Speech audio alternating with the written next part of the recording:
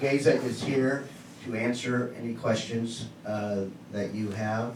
It's a fantastic opportunity. We're very honored to have him here. So, So how was the picture received in Poland and in Germany, where so much of these horrors took place? Well, first of all, I would not ever mention those countries in the same sentence. There's simply no country that suffered more in the Second World War than Poland. No country comes near to the level of suffering that the Polish had to go through. And I don't mean just the 3 million Polish Jews who were perished. I mean, in Poland there was real resistance, unlike in France. Real resistance. You hardly can find a Polish family that did not have a male member who was tortured, disappeared, murdered, or something. I mean, this was the first country to be invaded by the Nazis, and it went all the way through to... Well, excuse me, but it wasn't invaded. They marched in without a shot. The Jews, it was certainly not willing. So. yeah, but the country welcomed What the I'm Nazis. trying to say is that that's not called invasion. It's no. It was actually Poland that you can, you know. Okay, but it's not first. Yeah, to me it's the first. So. I'm asking about the reaction of the audiences of today to the picture being shown. I just want to make sure that the distinction between Germany and Poland is done, and it's done empathically. Because they were on they were on different sides. Has the picture been shown in Poland? The picture, I do speak Polish, and I went to Poland to university, and I did my very best to be there whenever I could. I was there a few months ago, and I'm planning to go again, and it was very well received in Poland, unlike in Germany. Germany is the only European country that did not even buy this film. It was distributed by Americans, and I think it's a shameful situation, and I'm not here as a Hungarian Jew to tell you why. I guess, you know, you have to ask a German for that. You mean the DVDs were not purchased, or the theaters? No, the films. The movie theater showed the movie with empty houses and very bad reviews. Germans didn't care and liked this movie one bit. You know, the starkness of this evil that you just experienced is very different than a Schindler's List or the TV show series about Holocaust that dealt in groups. This deals with one person's life on, as you called it, planet Auschwitz, which is, like I said before, not a planet that any of us inhabit, thank God. It's very intense, realistic, dwelling in pure, stark evil. So it is, to face that as a country, that is a situation that you created all across Europe, you know, is pretty difficult.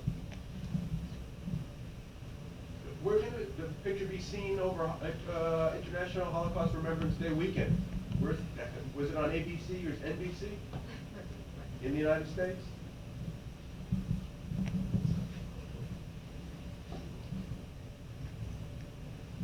What's the movie of the week? Or weekend? I don't think that's something that that type of on those commercial networks. I'm not sure that they carry something that brutally honest. Any other questions? All right, thank you all. I know that Stephen Geiger wants to talk about the Mensch Foundation. Oh, I'm sorry. First of all, this is formidable. I congratulate your performance. All these scenes and the way they portray, the way the crematoriums are portrayed in this film, are they very realistic, or is it being kind of exaggerated? And the way the couples were This, you know, once were this is a very where the capos, is that the way the capos were treated? They were, of course, I know they were treated much better than the others because they had to perform these jumps, and they were in a Very good different. question. I mean, this is an aspect. People think, oh, the Holocaust, we all know it, we know it, we know it. But it turns out, before our movie, most people don't even have an idea what the word Sonderkommando means.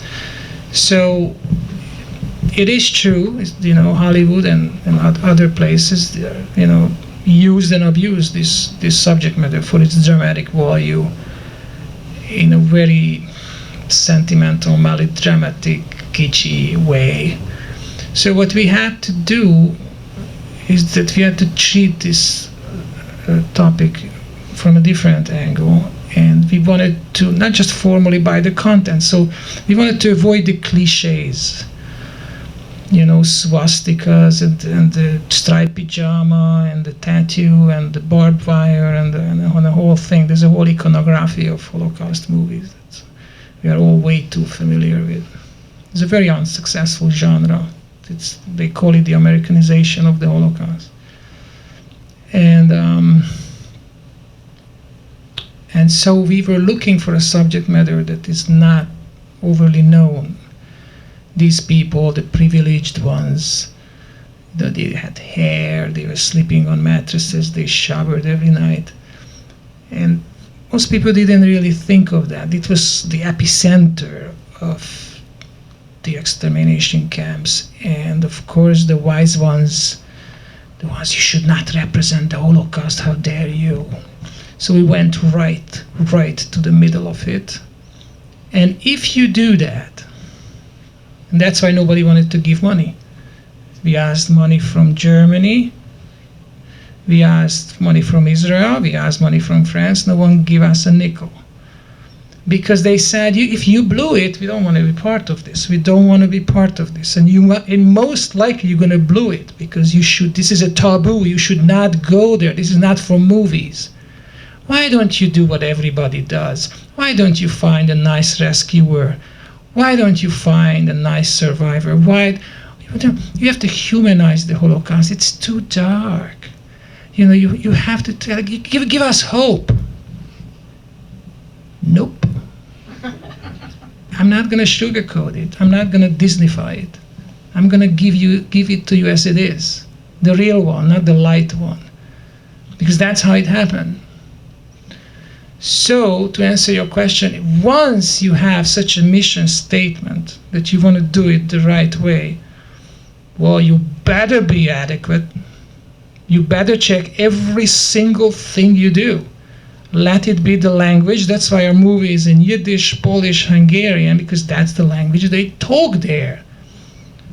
To your information, not that Spielberg doesn't know that, there were no English in Polish in extermination camp run by the Nazis in Poland. No English, none. Number two, the way things look, the proportion of them, the license plates, the uniforms, everything had to be checked by experts, documents. It had to be super precise because we are, again, on dangerous territory. Imagine this. I said Poland was invaded first. Right away, that gentleman raised his hand. Nope! Czech Republic, Anschluss! Okay, he's right. Once you talk, you better, get your facts straight. Thank you for that. And so we did not. It would have been a terrible mistake, and it would have been extremely hurtful for our movie to make any mistake in it. We made one mistake, one and only, which is pretty good for a 107 minutes movie.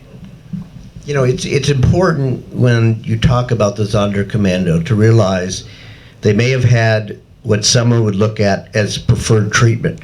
They all knew that every 3 or 4 months, all the Sonderkommando were exterminated.